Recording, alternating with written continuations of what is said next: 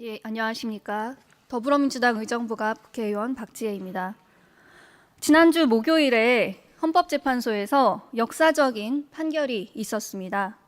탄소중립 기본법에서 2050년 탄소중립 목표를 제시하고 있으면서도 2030년 이후의 감축 경로와 관련하여 어떠한 형태의 지침도 제시하지 않고 있는 것에 대해서 헌법 불합치 결정이 내려졌습니다. 국가의 미온적인 기후 정책이 국민의 기본권을 침해한다는 것을 인정한 역사적인 결정입니다. 그만큼 기후위기 상황이 심각하고 2050년 탄소중립 목표를 지켜낼 수 있도록 점진적이고 지속적인 온실가스 감축을 실효적으로 담보하는 조치가 우리 국민의 헌법상 기본권 보호를 위해 무엇보다 중요하다는 점을 의미합니다. 총리께 질문 드리겠습니다.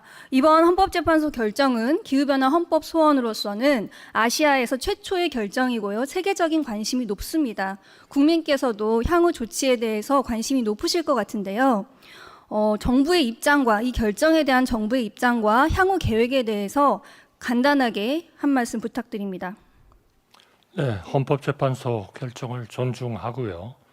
지금 저희가 파리 협약에 의해서 2035년 그 NDC 수립을 하고 있는 그런 과정입니다. 그래서 2035년 NDC 수립과 함께 2036년 이후에 감축 목표를 마련하도록 하겠습니다. 네, 좋은 말씀이신데요. 관련해서 제가 한 가지 꼭 당부를 드리고 싶습니다. 다음 슬라이드 보여드리면 이번 결정에서 저희가 또 하나 주목할 점은 총 9명의 재판관 가운데 5명이나 2030년 감축 목표에 대해서 위헌 의견을 제시했다는 점입니다. 현재 정부는 2030년 감축 목표 설정에 있어서 2018년 배출량은 총 배출량을 기준으로 하고 2030년 목표는 순 배출량을 기준으로 산정하고 있습니다. 분자와 분모를 같은 기준으로 산출하지 않은 것인데요. 그러다 보니까 2030년 목표 배출량을 총 배출량 기준으로 통일한다면 2030년 감축 목표는 29.6%에 불과하게 됩니다. 이러한 점에 대해서 헌법재판관님들이 판결문에 결정문에 분명하게 저렇게 지적을 하고 계십니다. 총리님께서 이번에 2035년 감축 목표 설정 작업에 대해서 말씀을 하셨는데요. 다음 감축 목표를 제출할 때는 이러한 점이 꼭 시정되어야 한다고 보는데 총리님 입장은 어떠십니까? 그 문제는 저희가 기후변화에 대한 대응을 해야 되겠습니다만 지금 의원님께서 지적하신 그 2030년까지의 목표를 순 개념으로 하고 있는 나라는 전 세계에 거의 없습니다. 전부 다 총량에 대한 감축 목표를 가지고 있거든요. 그리고 이번에 2030년 이후에 목표를 준비해라 이렇게 하셨고 그렇게 하겠습니다만 전 세계에서 그렇게 그 2030년 이후의 목표까지 쭉 하고 있는 나라는 전 세계적인 목표도 중요하지만 동향도 중요하지만 저는 우리 법에서 지시하고 있는 바가 중요하고요.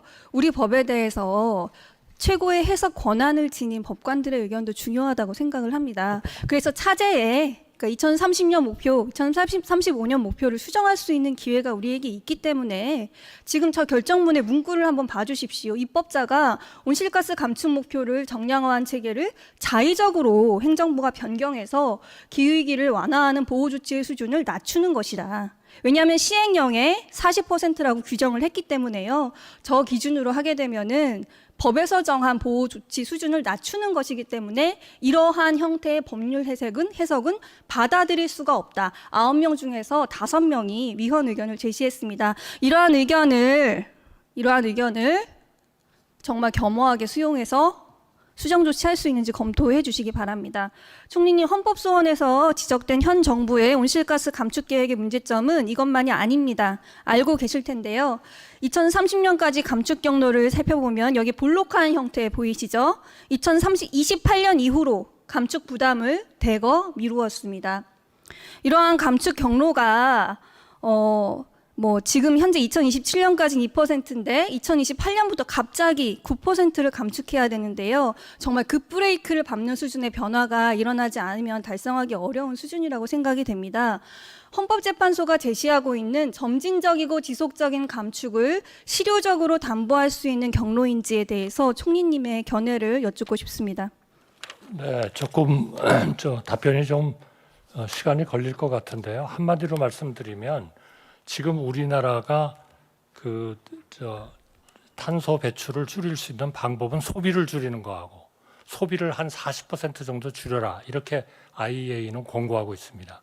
그리고 이 전환 부분에서 에너지의 믹스를 통해서 줄이는 방법이 있거든요. 그래서 사실은 지난 한 5, 6년 동안 우리가 원전을 이렇게 완전히 안 하겠다라고 한 5년 동안의 기간이 저희로서는 너무 마음이 아픕니다. 사실은 계속됐어야 되는데 그래가지고 이제 원전이 이제는 정상화되고 있고 원전은 CO2를 전혀 배출하지 않는 그러한 탄소원입니다. 그래서 우리가 총리님 원전을 감축하겠다고 했지만 단기적으로 잠깐 제가 좀 말씀드릴게요. 발전량이 많이 줄어들지는 않았고요. 아닙니다. 저 감축 경로에 대해서 의견을 그러니까 여쭙는 저 것입니다. 감축 경로는 그러니까 우리가 지금 해야 하는 점진적이고 감축의 지속적인 경로는 감축을 실효적으로 담보할 수 있는 감축 경로입니까? 그러니까 왜 2027년, 8년, 9년에 많이 가 있느냐 하는 말씀을 하기 때문에 제가 말씀을 드리는 겁니다. 그럼 짧게 지금의 예를 들면 우리의 풍력, 정부로서는 적극적으로 이거 늘리고 싶습니다. 근데 너무나 규제가 많습니다. 30몇 개예요. 우리 민주당에서 이 규제를 완화시키는 법을 내셨습니다만 2021년에 임기 만료로 폐기됐습니다. 빨리 이것도 만들어져야 됩니다.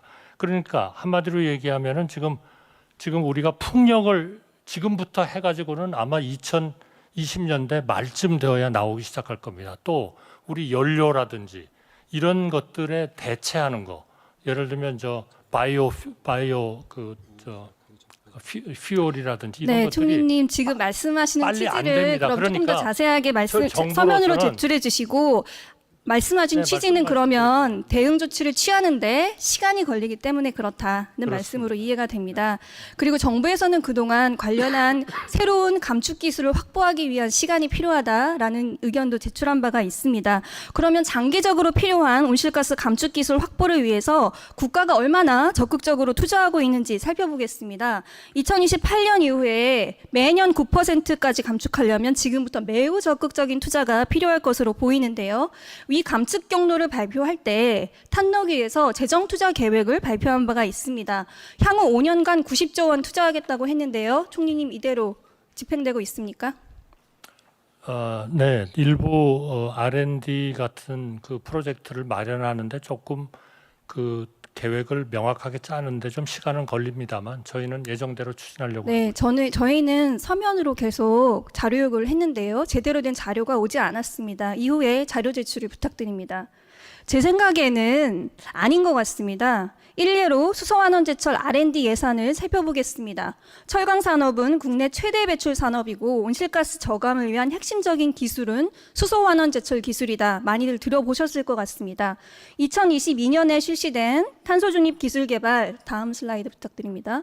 예비 타당성 조사 당시에 요구된 금액이 8천억 원인데요. 이 중에 2025년까지 예산에 반영된 것이 269억 원입니다. 한국형 수소환원제철 기술 개발에 2050년까지 최소 20조 원 투자되어야 한다는 것이 전문가들의 견해인데요. 현재까지 확정된 정부 지원액은 턱없이 부족한 수준입니다. 국제적인 비교를 통해서 보더라도요. 전 세계적으로 철강 생산을 많이 하는 국가 중에 저렇게 탄소 중립 전환 기술에 대한 지원을 적게 하는 국가가 없습니다. 태양광 R&D 예산은 또 어떻습니까? 2022년 이후에 매년 절반씩 감소되고 있습니다. 텐덤셀 기술 같은 것은요, 우리나라가 중국보다도 훨씬 경쟁력이 있는 기술이다라고 평가가 되고 있는데도 불구하고 관련된 R&D 예산이 절반씩 반토막 나고 있어서 현장의 연구자들이 엄청나게 걱정을 하고 있습니다. 총리님, 이러한 투자로 장래에 계획된 온실가스 감축 제대로 이루어낼 수 있겠습니까? 이미 저희가 국제적으로 약속을 한 거기 때문에 반드시 해야 된다고 생각하고요. 지금 네, 저 역시 꼭 그랬으면 좋겠고요. 약속을 지키기 국회에서도 좀 많이 좀 위해서라도 도와주십시오. 네, 저도 열심히 하겠습니다. 입법이 많이 되어야 되거든요. 네. 꼭 좀 관련된 입법을 가열차게 추진해 주시고 올해 예산, 내년 예산에 있어서도 정부의 전향적인 태세 전환을 요구합니다. 하나 더 살펴보겠습니다. 우리나라가 2023년부터 온실가스 감축인지 예결산 제도를 도입을 했습니다. 현재 온실가스 감축 관련해서 예산이 국가 총 지출에서 차지하는 비중이 얼마나 되는지 알고 계십니까? 네, 우리 그 인지 예산은 예, 관련해서는 2%도 되지 않습니다. 이 예산 규모를 어떻게 확대할 수 있을 것인지에 대해서 저희 총리님 전향적으로 검토해 주시기 바랍니다. 기재부 장관님, 온실가스 감축인지 예산에 중요한 비중을 차지하고 있는 기금이죠. 기후대응기금에 대해서 여쭙겠습니다. 2023년 기금의 당초 지출 계획액이 2조 5천억 원가량이었는데요. 1,875억가량 줄이는 것으로 기금 운영 계획을 변경했죠.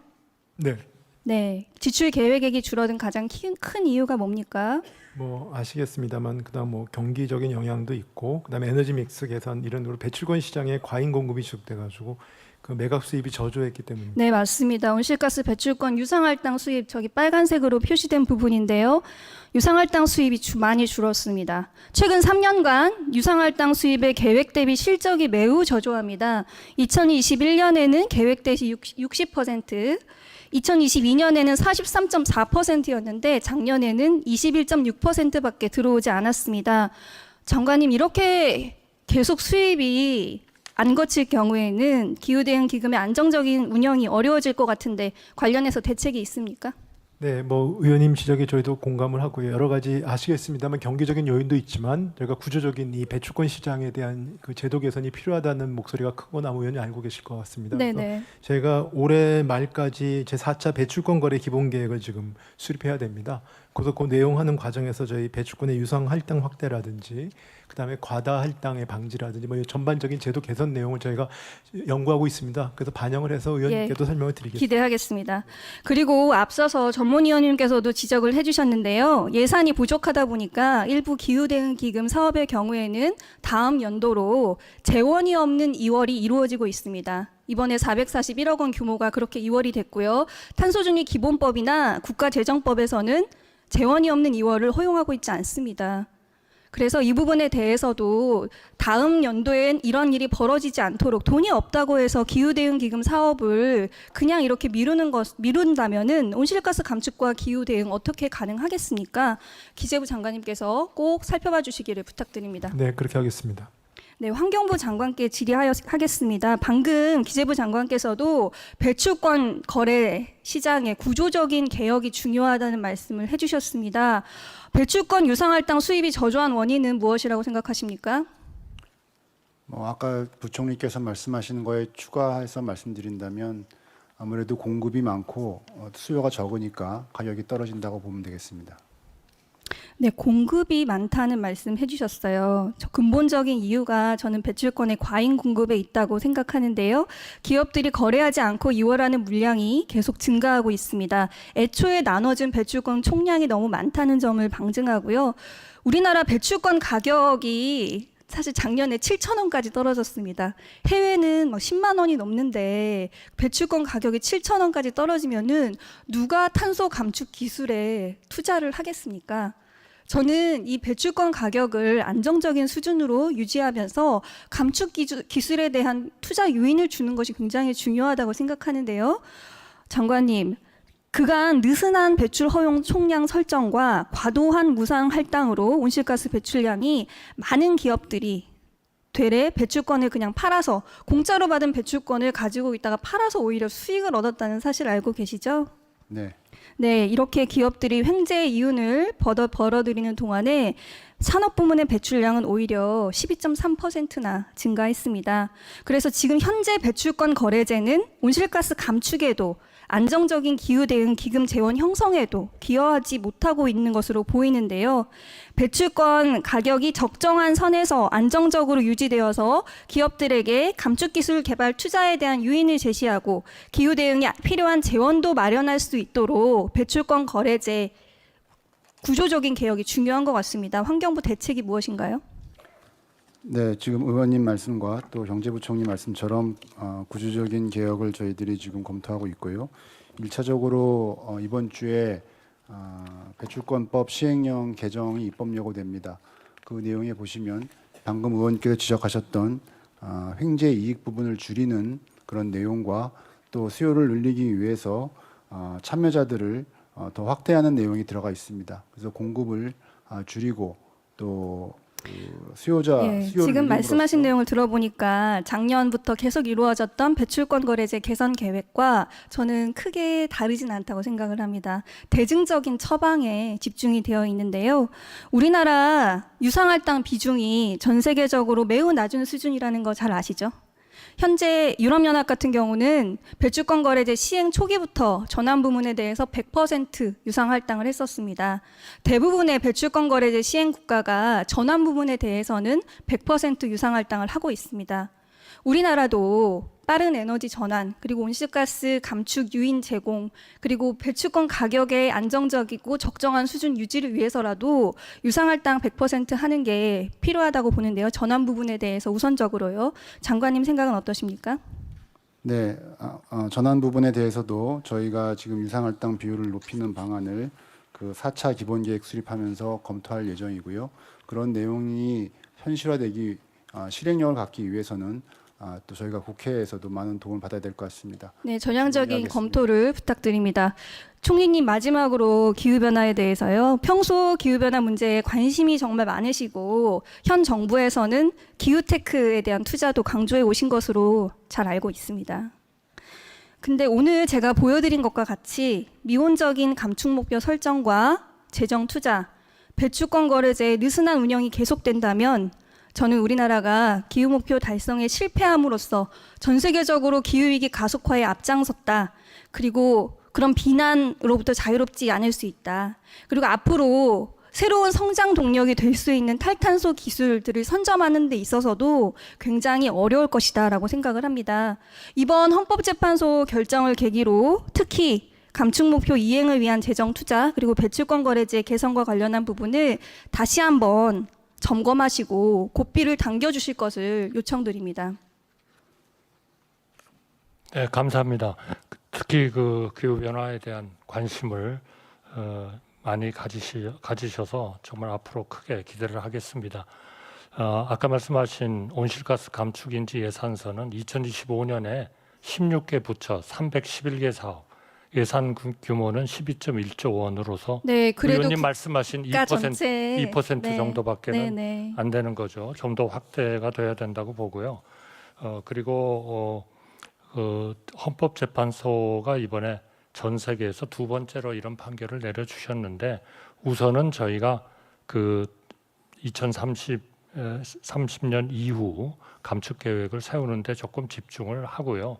나머지 사항들은 일단 헌재가 전부 다 기각을 했습니다. 그러니까 그렇게 총리님 기각됐다고 꼭 해서 해야 아니 물론 네. 저희가 다 앞으로 옳은 방향으로는 가야 된다 이렇게 생각을 합니다만 우리가 조금 우선순위를 조금 정하는 게 좋겠다. 예, 맞습니다. 말씀을 그래서 오늘 결정문에 제시된 의견 중에서 정말 귀담아 들어야 될 부분들을 제가 오늘 더 말씀을 드린 것이고요.